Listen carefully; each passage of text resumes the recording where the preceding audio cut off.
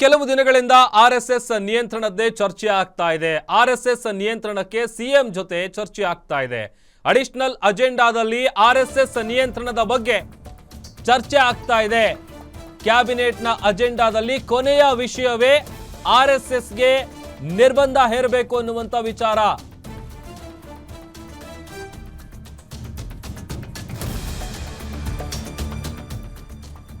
ಕ್ಯಾಬಿನೆಟ್ನ ಅಜೆಂಡಾದಲ್ಲಿ ಕೊನೆಯ ವಿಷಯವೇ ಆರ್ಎಸ್ಎಸ್ ಚರ್ಚೆ. ಆರ್ಎಸ್ಎಸ್ಗೆ ಮೂಗುದಾರ ಹಾಕೋದಕ್ಕೆ ಕೌಂಟ್ ಡೌನ್ ಸ್ಟಾರ್ಟ್ ಆಗಿದೆ.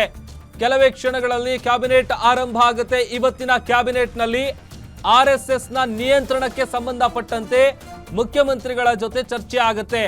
ಅಡಿಷನಲ್ ಅಜೆಂಡಾದಲ್ಲಿ ಆರ್ಎಸ್ಎಸ್ನ ನಿಯಂತ್ರಣದ ಬಗ್ಗೆ ಚರ್ಚೆ ಆಗುತ್ತೆ.